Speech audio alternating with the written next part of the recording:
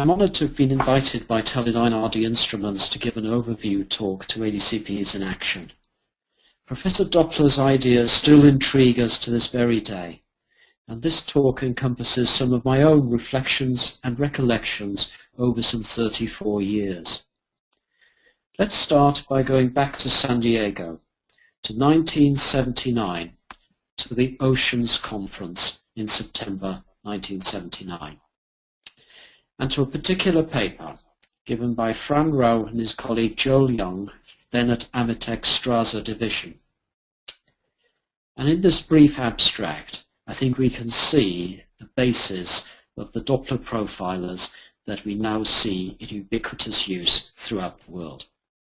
So their instrument started by modifying a standard Doppler navigation sonar which Amitech was producing. It modified it to work as a current profiler. And in their abstract and their paper, they demonstrated how this could provide reliable measurements of currents down to depths of at least 100 meters and with a depth resolution of about 3 meters, to be used on a moving ship or a stationary platform. And there I think we have it in a few words, a tremendous vision for a revolution in current profiling.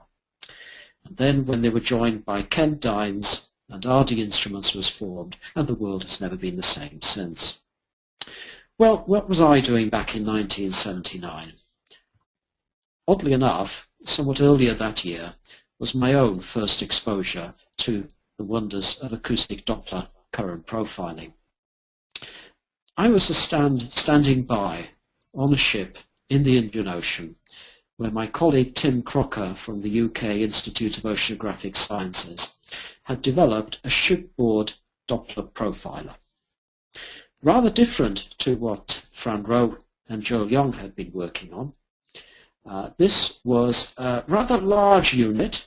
On the bottom left here we can see what was called the sonar pod, about 6 feet across its long dimension.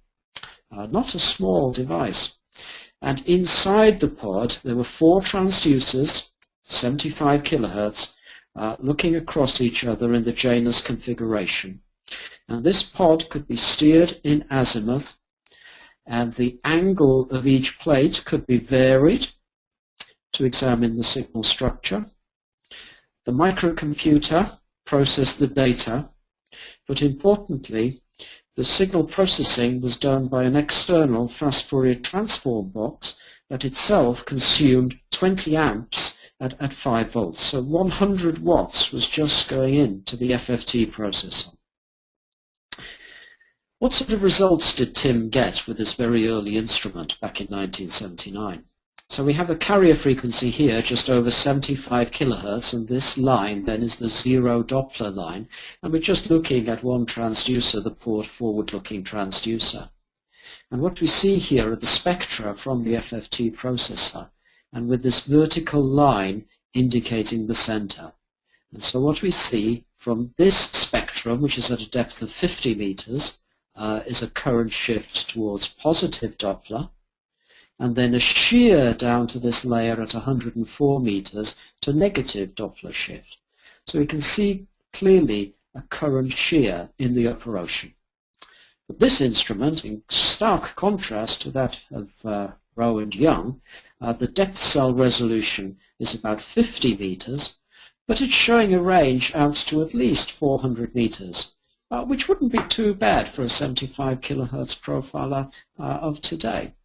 So many of the factors here were there in Tim's instrument, but a really big drawback was the lack of knowledge on the ship's velocity over the ground in the days of the transit satellite.